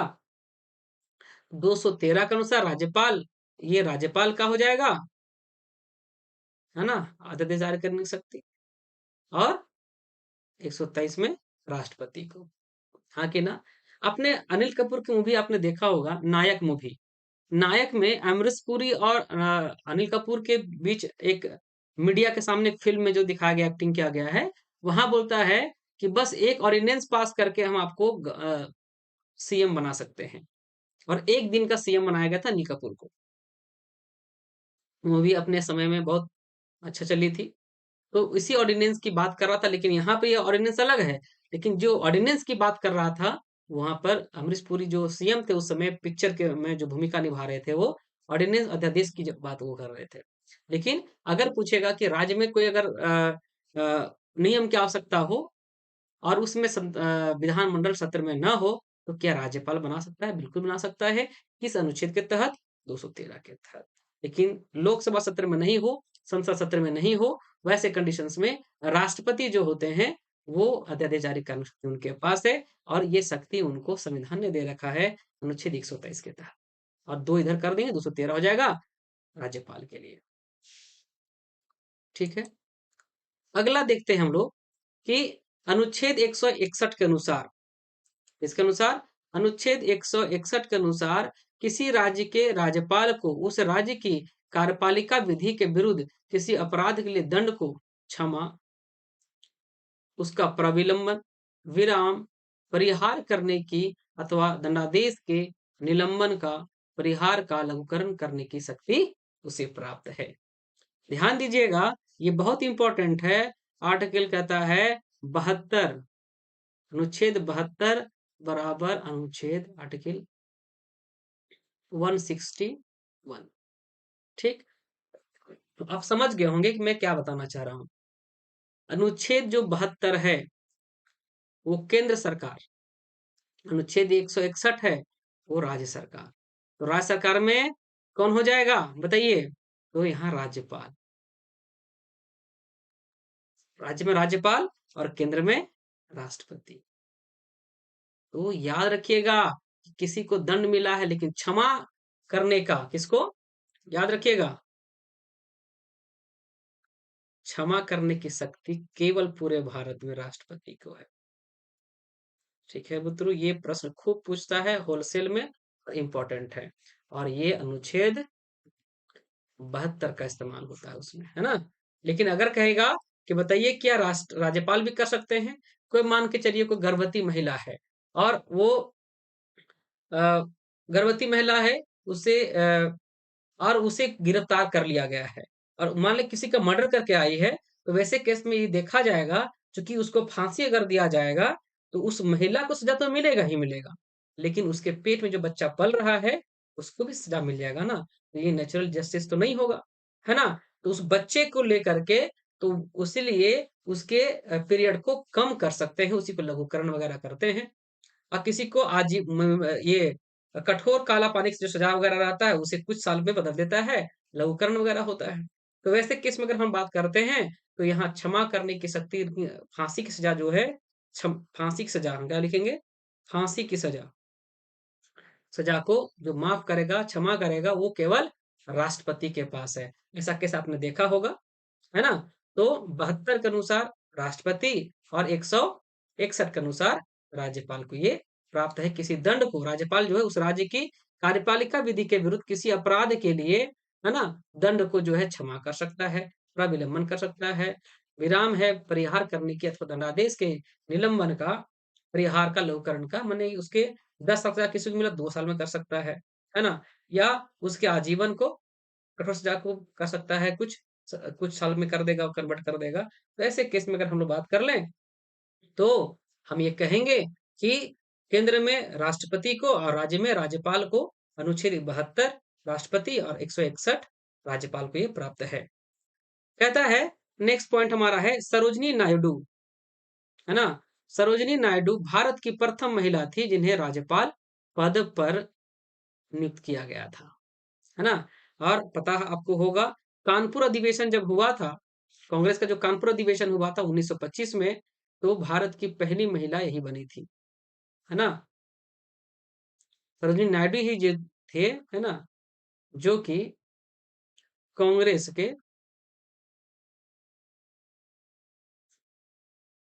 कौन सा कानपुर अधिवेशन। कानपुर अधिवेशन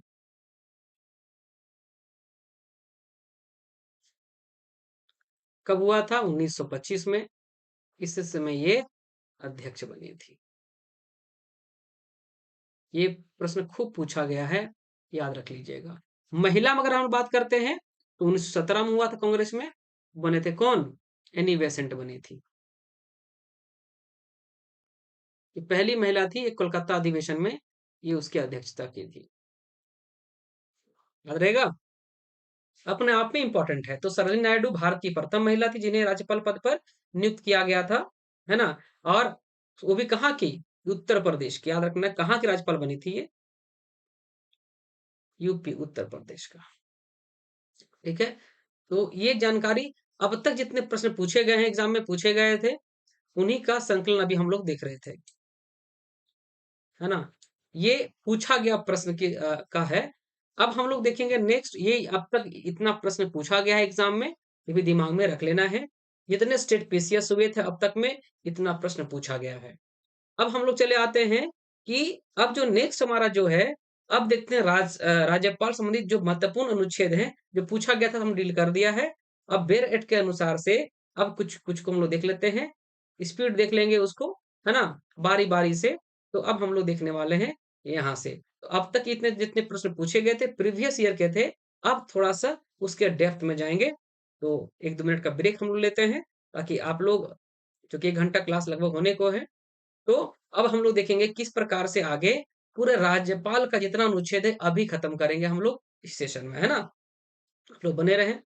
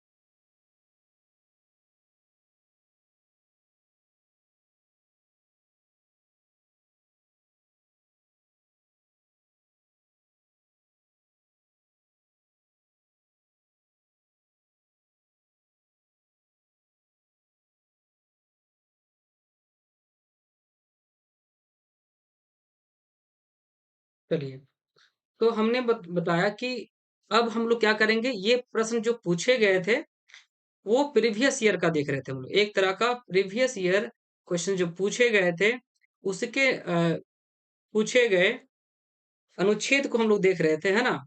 पूछे गए अनुच्छेद को देख रहे थे हम लोग, है ना? अब हम लोग देखते हैं, पूरा का पूरा हम लोग सिलेबस के अनुसार पढ़ते हैं। प्रीवियस ईयर के क्वेश्चंस थे इसलिए उसका नोट्स हम लोगों ने देखा अभी, है ना? लेकिन अब देखते हैं राज्यपाल को प्रॉपर वे में एक-एक अनुच्छेद को देखेंगे एग्जाम के पॉइंट ऑफ व्यू से, है ना? पहला जो हमारा हमने बताया था कि ये जो भाग 6 में हमारा राज्य सरकार का उल्लेख है, राज्य सरकार का उल्लेख मिलता है, ये भी प्रश्न पूछा गया है राज्य सरकार का, है ना? ठीक। दूसरी बात हमने बताया था, ये चीज़ हम लोग स्टार्टिंग में भी देखा था हम लोगों ने, शायद देखा था। स्टार्टिंग में देखा ये था हम लोगों ने, शायद यहाँ पर, है ना? भाग 6 था, अध्याय 2 में है। ठीक है? ये हम लोगों ने देख रखा था। अब चलिए आगे चले आते हैं, जो हम लोग को समझना है और इम्पोर्टेंट हम लोगों के लिए है। क्या है? कि भाग 6 में किसका उल्लेख है? राज्य सरकार का उल्लेख है। अध्याय 2 में, भाग 6 के अध्याय 2 में किसका उल्लेख है? तो भाई साहब राज्यपाल का है। हाँ कि ना? जी, ये इम्पोर्टेंट हुआ। भाग 6 की बात कर रहे हैं और राज्यपाल की बात अगर कर लें तो 153 से लेकर के 167 167 याद हुआ? यहाँ तक उल्लेख केवल और केवल राज्यपाल महोदय का है। उम्मीद है समझ में आ रहा होगा।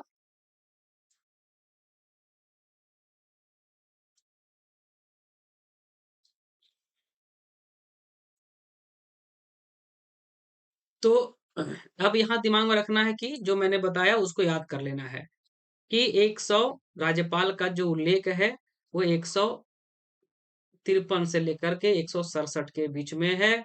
ये आपको दिमाग में आ गया होगा, उम्मीद है समझ में आ गया होगा। आगे चल लेते हैं। अब यहाँ से 153 याद होगा कि राज्यों के राज्यपाल, प्रत्येक राज्य के लिए एक राज्यपाल होगा, याद कीजिए। उसी प्रकार से अनुच्छेद 52 की तुलना कर ले, 52 अनुच्छेद 52 बराबर आर्टिकल 52 बराबर 153 याद हो जाएगा। बोलेंगे सर क्यों? क्योंकि यहाँ राष्ट्रपति है, यहाँ राज्यपाल है। मजा आया? ये दोनों चीजें क्या है? इंपॉर्टेंट है।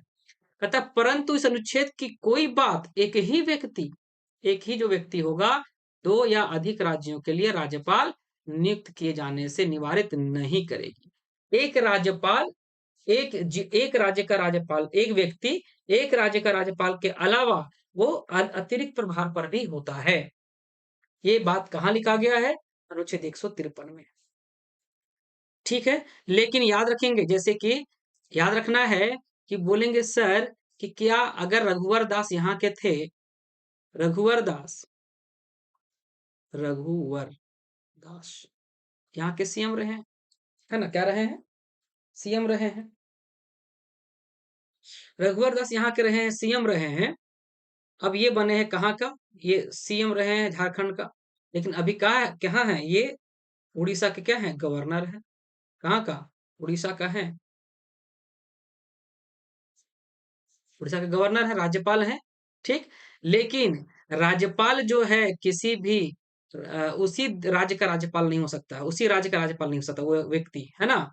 जैसे रघुवर दास मान लो झारखंड के हैं, दिखाते तो है झारखंड के, लेकिन छत्तीसगढ़ वगैरह बोला जाता है इनके बारे में कि इनका पैतृक वगैरह जन्मभूमि जो वही है ना? लेकिन चूंकि यहीं रच बस गए झारखंड के, तो झारखंड के हैं तो झारखंड के गवर्नर ये कभी नहीं बन सकते। ठीक, इसलिए उड़ीसा के बने हैं। यानी कि राज्यपाल जो बनेगा वह व्यक्ति उस राज्य का निवासी नहीं होना चाहिए। ऐसे क्या अगर बन गया, भौकाली मचा कर रखेगा, जितना दुश्मनी उसका वैसा वसूल लेगा सबसे, है कि नहीं? गेम हो जाएगा। तो ऐसे कंडीशन में तो प्रत्येक राज्य के लिए राज्यपाल होगा और एक ही राज्यपाल एक से अधिक राज्यों का राज्यपाल भी हो सकता है, लेकिन उस राज्य का निवासी नहीं होना चाहिए उसको। अनुच्छेद 154 में हम लोग देखे थे कि कार्यपालिका शक्ति किसमें निहित होता है? किसमें निहित होगा? तो राज्यपाल में निहित होगा, है ना? ये भी बात मैंने आपको समझा रखा था, याद करो। ठीक है? कि राज्य की कार्यपालिका शक्ति किसमें निहित होता है? राज्य कार्यपालिक शक्ति किसमें? याद कीजिए, राज्यपाल में, है ना? राज्यपाल में निहित होता है, उसी प्रकार से देश का यानी भारत सरकार का कार्यपालिका शक्ति राष्ट्रपति। ये बात दिमाग में एकदम बिल्कुल कर लें। यही बात लिखा गया है तो यहाँ अनुच्छेद 53 यानी केंद्र राष्ट्रपति के लिए कि भारत सरकार की कार्यपालिका शक्ति किसमें नहीं, राष्ट्रपति में निहित होगा, वो 53 में लिखा गया है। और 154 अगर हम लोग कर दें, 154 अगर कर दें तो ये राज्यपाल का हो जाएगा। एग्जीक्यूटिव पावर राज्यपाल हो जाएगा।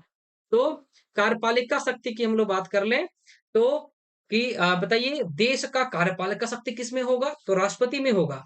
और राज्य की कार्यपालिका हो कार्यपालिका शक्ति किसमें निहित होगा, एग्जीक्यूटिव पावर राज्यपाल में होगा। ये बात राज्यपाल के संदर्भ में 154 हो जाएगा और राष्ट्रपति के संबंध में 53 हो जाएगा। तो ये कंपेरिजन कर लें, यही आपको फायदा होगा। ठीक है, कहता है और वह इसका प्रयोग संविधान के अनुसार स्वयं या अपने अधीनस्थ अधिकारियों के द्वारा करेगा। ठीक है, इतना ही इंपॉर्टेंट है, बाकी दिमाग में नहीं रखना है ना। चले आगे, नेक्स्ट हम देखते हैं किसको, 155 याद कीजिए। 155 में बोले थे कि राज्यपाल यहाँ ये भी प्रश्न पूछा गया है ना। राज्यपाल की नियुक्ति राज्य के राज्यपाल की नियुक्ति राज्य के राज्यपाल को राष्ट्रपति अपने हस्ताक्षर और मुद्रा सहित अधिपत्र द्वारा नियुक्त करते हैं। और कार्यकाल कितना का होता है, याद करो 5 वर्ष का। तो 155 में उसका नियुक्ति है, किसका नियुक्ति कहा गया है, राज्यपाल की नियुक्ति कौन करेगा, राष्ट्रपति जी करेंगे। क्या करेंगे, और उनका हस्ताक्षर रहेगा उसमें छपा हुआ रहेगा, एक अधिपत्र के द्वारा करेंगे। तो राज्यपाल की नियुक्ति राष्ट्रपति करेंगे और उनका कार्यकाल 5 वर्ष का होगा। ये पढ़ चुके थे। अब आते हैं अनुच्छेद 156, राज्यपाल की पदावधि क्या है। राज्यपाल की पदावधि, राज्यपाल राष्ट्रपति के पश्चात पर्यंत पद धारण करता है।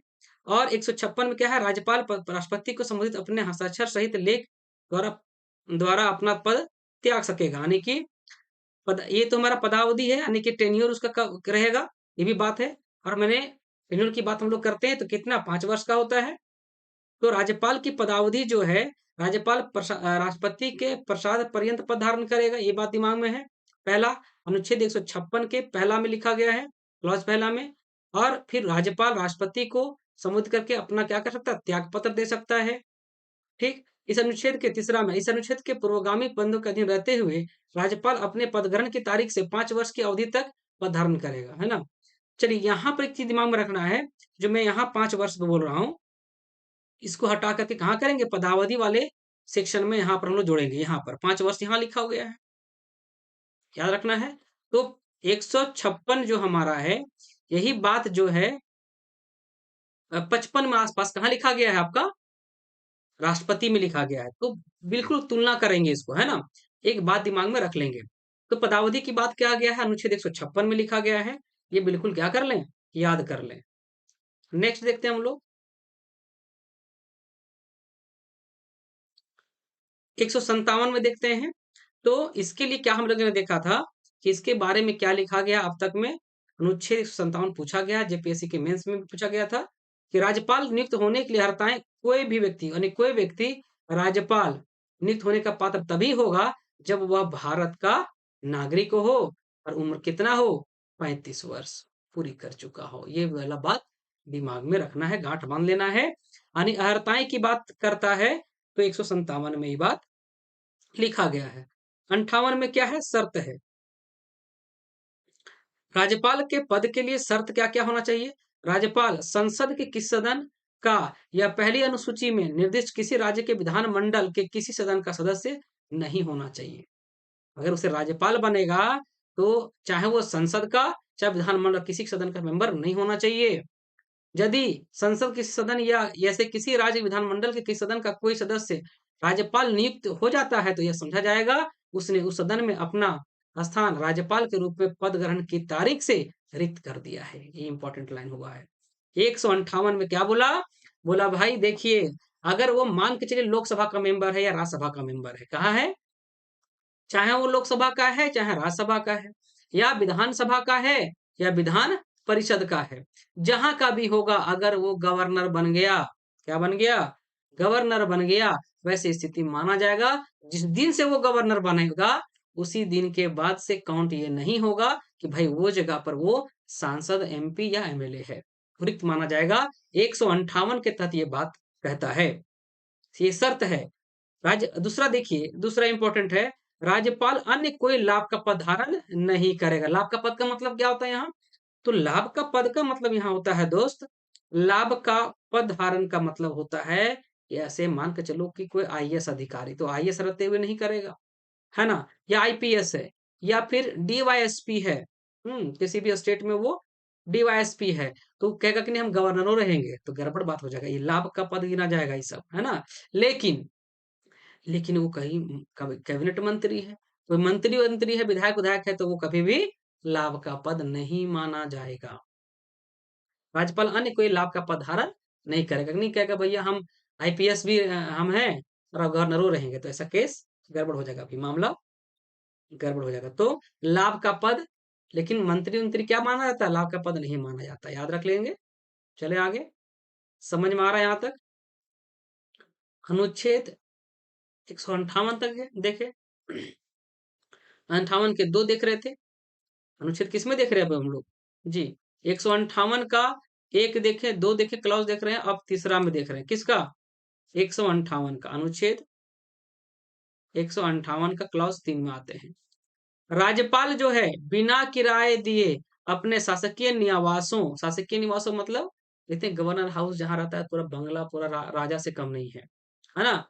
निवासों के उपयोग का हकदार भी होगा, जैसे यहाँ पर आप देखेंगे रांची वाला, यानी और ऐसी उपलब्धियों, भत्तों, विशेषाधिकारों का भी जो संसद विधि द्वारा अवधारित करे, और जब तक इस विनियमित इस प्रकार उपबंध नहीं किया जाता है, तब तक ऐसी उपलब्धियों, भत्तों, विशेषाधिकारों का दूसरी अनुसूची में निर्दिष्ट है हकदार होगा। ठीक है? जहां एक ही व्यक्ति दो या अधिक राज्यों का राज्यपाल नियुक्त किया जाता है, वहां उस राज्यपाल को संदेह, उपलब्धियां, भत्ते उन राज्यों के बीच ऐसे अनुपात में आवंटित किए जाएंगे जो भाई साहब राष्ट्रपति आदेश के द्वारा अवधारित करेगा, निर्धारित करेगा। समझ में आया? अगर मान के चलिए कोई बिहार का है गवर्नर है और वो झारखंड का भी है, ऐसे केस में कहां से क्या मिलना चाहिए, डिसीजन कौन करेगा? राष्ट्रपति करेगा। समझे? राज्यपाल की उपलब्धियां, भत्ते उसकी पदावधि के दौरान कम आप नहीं कर सकते हैं। 158 का जो आर्टिकल अनुच्छेद संविधान का अनुच्छेद 158 का क्लॉज 4 में ये बात लिखा गया है। क्लियर हुआ? तो अपने आप में इंपॉर्टेंट है कि नहीं बताओ, हाँ कि ना?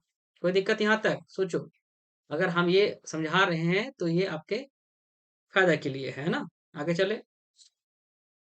अब कहता है अनुच्छेद 159 में आ जाइए।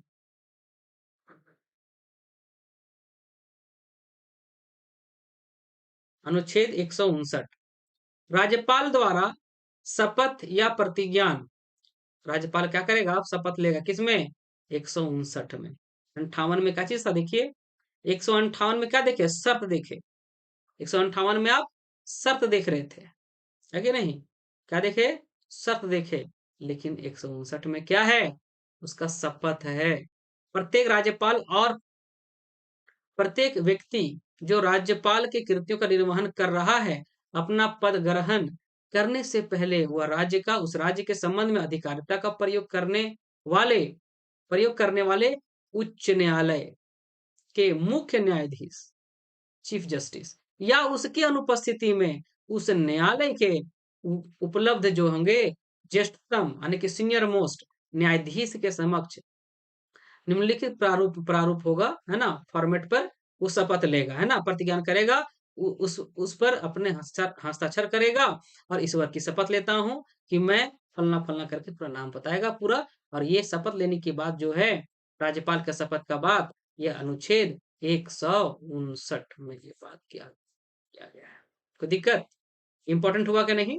उसी प्रकार से राष्ट्रपति के संदर्भ में उच्चतम न्यायालय के समक्ष, है ना?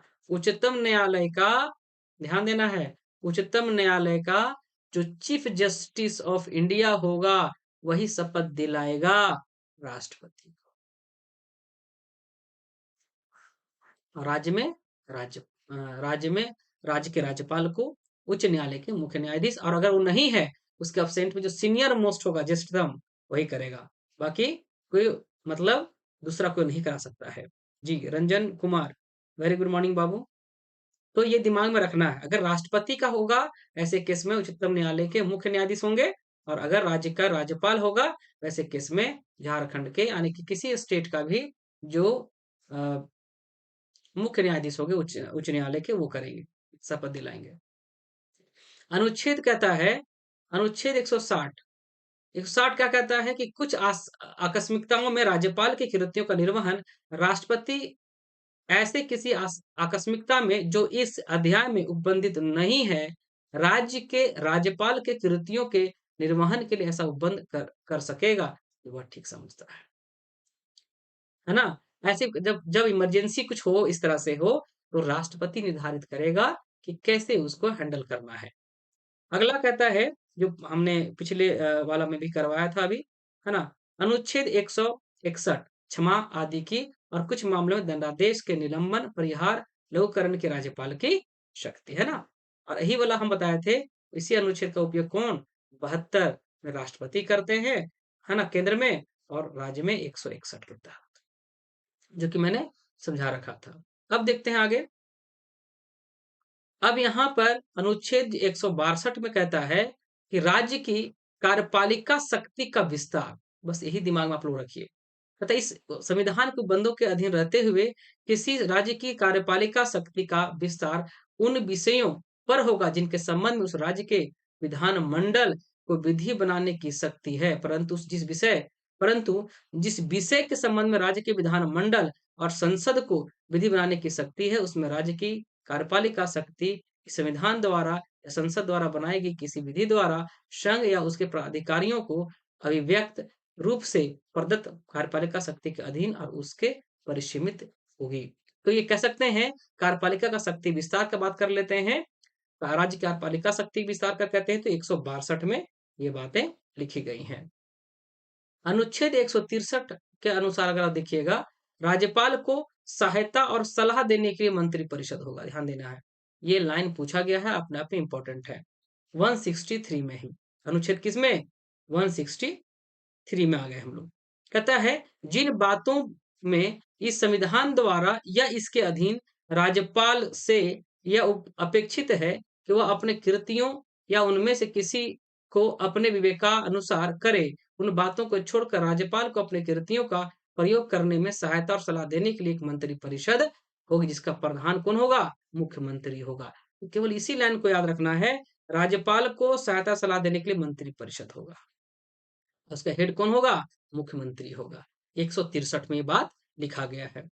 कहता है, यदि कोई प्रश्न उठता है कि कोई विषय ऐसा है नहीं जिसके संबंध में इस संविधान द्वारा या इसके अधीन राज्यपाल से यह अपेक्षित है कि वह अपने विवेकानुसार कार्य करे, तो राज्यपाल का अपने विवेकानुसार किया गया विनिश्चय अंतिम होगा और राज्यपाल द्वारा की गई किसी बात की विधि मान्यता इस आधार पर प्रश्नगत नहीं की जाएगी कि उसे अपने विवेकानुसार कार्य करना चाहिए था या नहीं, यानी कि विवेक का प्रयोग करेगा कौन? राज्यपाल। यही बात लिखा गया है किसके ऊपर? राष्ट्रपति भी करता है। ठीक है, इसीलिए आकस्मिक मृत्यु होने पर राज्यपाल फिर उसका पावर हो जाता है। और अनुच्छेद आपने पढ़ा होगा 356, राष्ट्रपति शासन। क्या आपने पढ़ा होगा? राष्ट्रपति शासन। तो किसी भी राज्य में राज्य शासन कब लगेगा? जब वहां पर यह माना जाएगा संवैधानिक तरीके से उस राज्य का कार्य नहीं चल रहा है, यानी संवैधानिक तंत्र विफल हो चुका है, वैसे केस में राज्यपाल जो होता है, उस राज्य का राज्यपाल, ये नोटिस ये सूचित करेगा, राष्ट्रपति को करेगा कि भैया यहाँ गड़बड़ चल रहा है, तो अनुच्छेद 356 का प्रयोग होगा। झारखंड में ऐसे 3 बार लग चुके हैं। 3 बार झारखंड में राष्ट्र शासन लग चुका है ना? 3 बार, 9, 10 और 2013 में, 2009, 2010, 2013 में। अगला है कि इस प्रश्न की किसी न्यायालय में जांच नहीं की जाएगी कि क्या मंत्रियों ने राज्यपाल को कोई सलाह दी है, और दी तो क्या दी है, गोपनीय रखा जाएगा। तो राज्यपाल को सहायता सलाह देने के लिए मंत्रिपरिषद होगा, इसका हेड मुख्यमंत्री होगा। यही बात आपको दिमाग में रख लेना है। ठीक है, चले। तो ये चीजें क्या करना होगा, आप सभी को याद करना होगा और इसे नोट करते चले जाएंगे आप लोग। नेक्स्ट, अब ये इंपॉर्टेंट, अनुच्छेद कौन सा 154 में मंत्रियों के बारे में उपबंध है, अनुबंध। मुख्यमंत्री की नियुक्ति कौन करेगा? राज्यपाल करेगा। उसी प्रकार से प्रधानमंत्री नियुक्ति कौन करता है? राष्ट्रपति करते हैं। और सीएम का राज्यपाल और अन्य मंत्री की नियुक्ति राज्यपाल मुख्यमंत्री की सलाह पर करेगा, है ना। ये पूरा बेयर का जो बुक है उसी से लिया गया है, ताकि आप लोग को पूरा दिक्कत कहीं नहीं हो। और ये सब प्रश्न पूछा गया, आपने प्रीवियस ईयर का भी देखा था। राज्यपाल के पश्चात मंत्री राज्यपाल के पश्चात पर्यंत अपने पद धारण करेंगे। अच्छा, जनजातीय कल्याण का भार साधक एक मंत्री होगा, जो साथ ही अनुसूचित जातियों, पिछड़े वर्गों के कल्याण का या किसी अन्य कार्य का भी भार साधक हो सकता है। यानी कह सकते हैं, बस केवल यही याद रखना है कि मुख्यमंत्री की नियुक्ति कौन करता है? राज्यपाल करता है, और अन्य मंत्री की नियुक्ति राज्यपाल मुख्यमंत्री की सलाह पर करेगा 164 में, है ना। ये इंपॉर्टेंट था इसमें। उसी का यानी कि 164 का ही चल रहा है ना। 164 जो अनुच्छेद 164 है, वहीं पर है मंत्रिपरिषद राज्य की विधानसभा के प्रति सामूहिक रूप से उत्तरदायी होगी। अब ध्यान देना है, मंत्रिपरिषद का पूछा गया है, तो सामूहिक रूप से अगर पूछेगा तो विधानसभा, लेकिन अगर कहेगा व्यक्तिगत रूप से तब किसके प्रति? व्यक्तिगत रूप से अगर पूछेगा तो राज्यपाल के प्रति। ध्यान देना है, ध्यान दीजिएगा। अगर कोई मंत्री है, अगर पूछा जाएगा केंद्र में, तो बताइए वो सामूहिक रूप से किसके प्रति उत्तरदायी रहेगा मंत्रिपरिषद? तो लोकसभा के प्रति। आप व्यक्तिगत रूप से शपथ कौन दिलाया था? राष्ट्रपति। तो व्यक्तिगत रूप से राष्ट्रपति के प्रति हो जाएगा। अब हम लोग देख लेते हैं कि व्यक्ति, अब आते हैं राज्य में आ जाते हैं, तो यहां पूछेगा मंत्रिपरिषद सामूहिक रूप से किसके प्रति उत्तरदायी रहेगा? तो विधानसभा के प्रति, ऑब्वियस सी बात है। और वही बात पूछेगा कि राज्यपाल ये व्यक्तिगत रूप से शपथ कौन दिलाया था? राज्यपाल। ऑब्वियस सी बात है, व्यक्तिगत रूप से राज्यपाल हो जाएगा। उदित सर, वेरी गुड मॉर्निंग उदित सर। उदित सर का चैनल, अपना चैनल है जिज्ञासा। जो बच्चे झारखंड और अदर स्टेट पीसीएस का या एसएससी जीडी का तैयारी करना चाहते होंगे, या एसएससी का, सेंट्रल का, रेलवे का, तो इनका अपना चैनल है जिज्ञासा। तो यूट्यूब चैनल जिज्ञासा का नाम है ना। तो उसका भी आप ज्वाइन कर सकते हैं, उनका भी ज्वाइन कर सकते हैं आप लोग। और आपको बहुत ही एफर्ट के साथ वो मेहनत करके आपको पढ़ाते हैं। तो जरूर जो बच्चे इधर देख रहे होंगे जो वीडियो को, बच्चे जिज्ञासा में भी जा सकते हैं, है ना। जरूर देखिए उनका चैनल। किसी मंत्री द्वारा अपना पद ग्रहण करने से पहले राज्यपाल तीसरी अनुसूची में इस प्रयोजन के लिए दिए गए प्रारूपों के अनुसार, प्रारूप होगा होना चाहिए, है ना, उसको पद की और गोपनीयता की शपथ दिलाएगा। जो इंपॉर्टेंट था वही हम लोग अब समझेंगे केवल, कि मंत्रिपरिषद राज्य की विधानसभा के प्रति सामूहिक रूप से होगा, व्यक्तिगत रूप से राज्यपाल के प्रति। क्लियर हो गया। कोई मंत्री जो निरंतर 6 महीना तक की किसी अवधि तक राज्य के विधान मंडल का सदस्य नहीं है, उस अवधि की समाप्ति पर मंत्री फिर नहीं रहेगा। इतना, तो 6 वर्ष अधिक गायब होगा तो गड़बड़ ना हो जाएगा जी, इसीलिए। कहता है मंत्रियों के वेतन, किसका?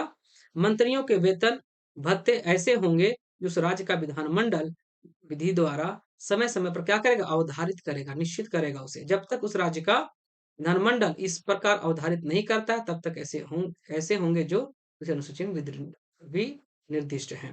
यानी कि ये भी समय समय पर क्या होगा? निर्धारित होगा। आते हैं अनुच्छेद 165, राज्य का महाधिवक्ता यानी कि एडवोकेट जनरल की बात कर रहे हैं, है ना, एडवोकेट जनरल। तो प्रत्येक राज्य का राज्यपाल, उच्च न्यायालय का न्यायाधीश नियुक्त होने की अहिर्त, ध्यान देना है, जो भी, जैसे झारखंड का उच्च न्यायालय है, उच्च न्यायालय का न्यायाधीश जो बनने के लिए जो अर्हता होगा, जो एलिजिबिलिटी होगी, वो किसी व्यक्ति को राज्य की महाधिवक्ता नियुक्त करेगा। वही अनुभव, वही योग्यता आपको रखना पड़ेगा, तब एजी बनिएगा। राजीव रंजन झारखंड के अभी हैं, क्या है? महाधिवक्ता हैं। तो ये अनुच्छेद किसमें? 165 में। अगर पूछता तो आप कहेंगे कि सर 76 में जो है वो भारत का महान्यायवादी की बात करता है, वो सरकारी वकील एक तरह का है ना। जितना केस होगा केंद्र में, वो महान्यायवादी ही क्या करेंगे? इसको महान्यायवादी ही लड़ेंगे। और राज्य का महाधिवक्ता जो है, किसी भी अपने स्टेट का महाधिवक्ता, एजी जिसको शॉर्ट में क्या कहते हैं? एजी कहते हैं, यही क्या करेगा? केस को लड़ेगा। तो 165 राज्य का महाधिवक्ता, प्रत्येक राज्य का राज्यपाल उच्च न्यायालय के न्यायाधीश नियुक्त होने के लिए अहिर्त किसी व्यक्ति को राज्य का महाधिवक्ता नियुक्त करेगा। सोच लीजिए, ऐसा नहीं यार को बना देगा। बिंदुराज जी, वेरी गुड मॉर्निंग बाबू। तो अगर ध्यान दिया जाए तो आप समझेंगे कि ये कम पावर नहीं है। उसी प्रकार से उच्चतम न्यायालय के जो न्यायाधीश बनने की योग्यता रखेगा वही आदमी बनेगा। क्या चीज? महान्यायवादी। हल्के में नहीं लेना इसको। 165 में क्या है? राज्य का महाधिवक्ता है। 76 में केंद्र में महान्यायवादी है, अटॉर्नी जनरल कहते हैं अंग्रेजी में इसको। दूसरा पॉइंट इसी का है कि महाधिवक्ता का यह कर्तव्य होगा, महाधिवक्ता का कहता है कि महाधिवक्ता का यह कर्तव्य होगा कि वह उस राज्य की सरकार के विधि संबंधी ऐसे विषयों पर सलाह दे। बोले ना कि इस राज्य का क्या सलाह देगा, लेकिन ये भारत सरकार को देगा। महान्यायवादी किसको देगा? भारत सरकार को ये सलाह देगा। समझे? ये भारत सरकार को देगा, लेकिन महाधिवक्ता राज्य सरकार को देता है। ठीक है? और विधिक स्वरूप के ऐसे अन्य कर्तव्यों का पालन करे जो राज्यपाल उसको समय समय पर निर्देशित करे या सौंपे, और उन कृतियों का निर्वहन करे जो उसको इस संविधान अथवा तत्समय प्रवृत्त किसी अन्य विधि द्वारा या उसके अधीन प्रदान किए गए हों। है ना? ये चीज आपको क्या करना होगा? दिमाग में रखना पड़ेगा। जी, जोहार झारखंड, वेरी गुड मॉर्निंग बाबू। तीसरा पॉइंट कहता है महाधिवक्ता का कि महाधिवक्ता राज्यपाल के प्रसाद पर्यंत पद धारण करेगा और ऐसा पारिश्रमिक प्राप्त करेगा जो राज्यपाल क्या करेगा? अवधारित करेगा। ये बात लिखा गया है, यानी सिर्फ महाधिवक्ता के बारे में लिखा गया है। ये अपने आप में क्या है? Very important, very very very important. कोई दिक्कत? जी, ये बात दिमाग में रख लेंगे आप लोग। जो मैं बोल रहा हूँ अभी, इसको अच्छे से समझेंगे, बढ़िया तरीका समझेंगे जो मैं बता रहा हूँ। ऐसे नोट बन कर लीजिएगा इसको। ठीक है? तो 165 में राज्य का महाधिवक्ता के बारे में उल्लेख मिलता है, और क्या कहता है कि प्रत्येक राज्य का राज्यपाल उच्च न्यायालय के न्यायाधीश बनने की जो योग्यता नियुक्त होने की अर्हता जो रखेगा, उसी व्यक्ति को बना देगा महाधिवक्ता। और महाधिवक्ता जो है एक तरह का राज्य सरकार का वकील है, और ये इसका जो पद है, चूंकि शपथ कौन इसको दिलाता है, नियुक्त कौन करता है? राज्यपाल नियुक्त करता है ना। इसका नियुक्ति कौन करता है? राज्यपाल। है ना? यहाँ पर नियुक्त करे कौन करेगा? राज्यपाल करता है। यहाँ पर देखिए, है ना? ये भी प्रश्न पूछा गया है एग्जाम में। अगला प्रश्न की तरफ हम लोग बढ़ते हैं।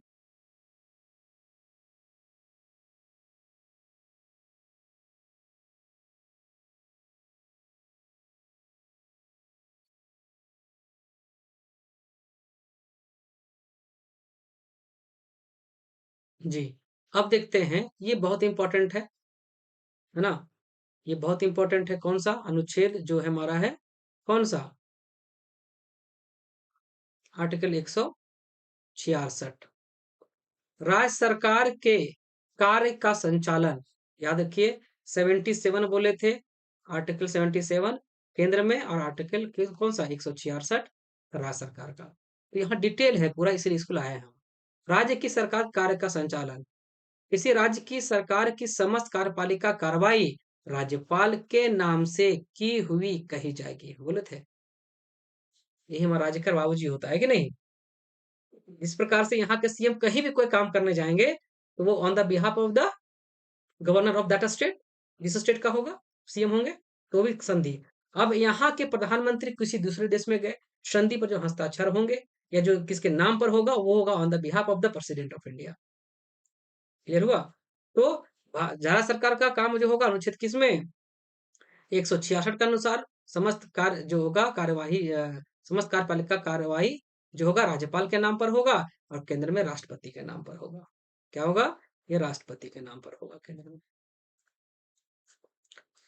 दूसरा पॉइंट देखिए, राज्यपाल के नाम से किए गए और निष्पादित आदेशों और अन्य लिखितों को ऐसी रीति से अधिप्रमाणित किया जाएगा जो राज्यपाल द्वारा बनाए जाने वाले नियमों में विनिर्दिष्ट की जाए, और इस प्रकार अधिप्रमाणित आदेश या लिखत की विधि मान्यता इस आधार पर प्रश्नगत नहीं किया जाएगा कि वह राज्यपाल द्वारा किया गया या निष्पादित आदेश या लिखत नहीं है। तीसरा पॉइंट है, राज्यपाल राज्य की सरकार का कार्य अधिक सुविधा पूर्वक किए जाने के लिए, और जहां तक वह कार्य ऐसा कार्य नहीं है जिसके विषय में संविधान द्वारा इसके अधीन राज्यपाल या इसके अधीन राज्यपाल से यह अपेक्षित है कि वह अपने विवेकानुसार कार्य करे, जहां तक मंत्रियों में उक्त कार्य के आवंटन के लिए नियम बनाएगा। कौन? राज्यपाल के पास ये शक्ति है, ये पावर है। सेम पावर किसके पास है? केंद्र में राष्ट्रपति के पास, है ना? अब आते हैं कौन सा अनुच्छेद, आर्टिकल कौन सा? 167।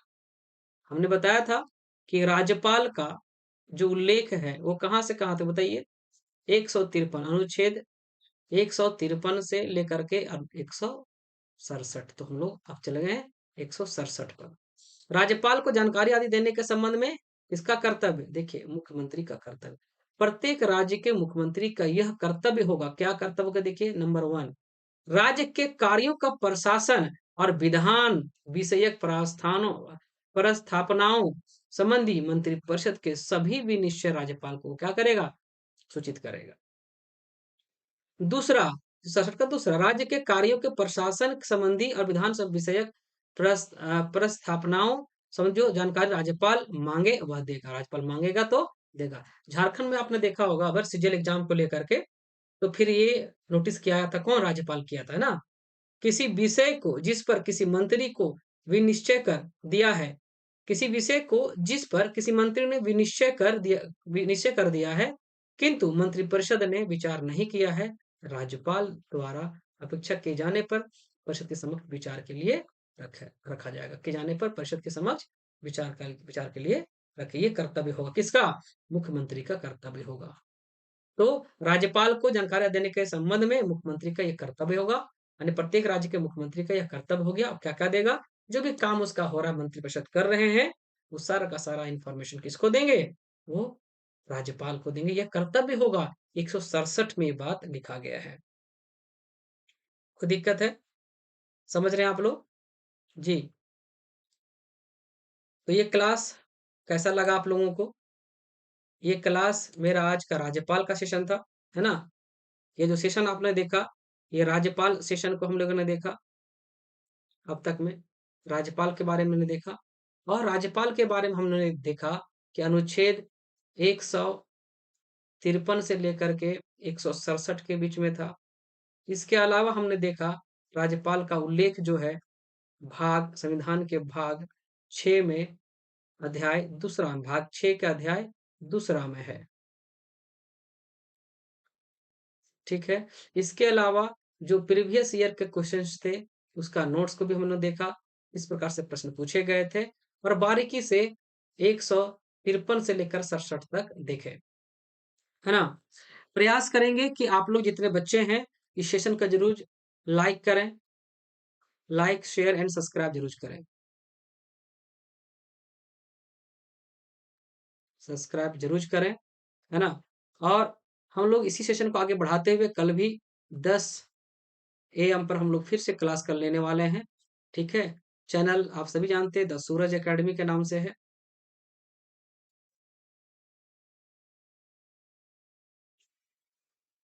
ठीक है। प्रयास करूंगा कि आप लोग एग्जाम में जो भी एग्जाम में कुछ प्रॉब्लम अगर होता है तो बताएंगे, और राज्यपाल संबंधित कुछ भी डाउट है तो कमेंट जरूर कीजिएगा, कमेंट सेक्शन जरूर कमेंट कीजिए। और हमसे क्या उम्मीद है, कोई और चैप्टर पढ़ना चाहते हैं हमसे तो हमें कमेंट सेक्शन में कमेंट जरूर करें, है ना? चलिए, आप लोग जुड़ पाए, इतना देर हम लोग एक दूसरे से मिल पाए लाइव क्लासेस में, और प्रयास मैं करूंगा कि आप लोगों को मैं और जो पॉलिटिक्स से संबंधित कुछ चीजें हैं मैं आपको कल 10 बजे बताऊंगा, है ना? तो जुड़ना ना भूलें कल सुबह 10 बजे। ठीक है। सभी को जुड़ने के लिए तहे दिल से बहुत बहुत धन्यवाद सभी को। चलिए।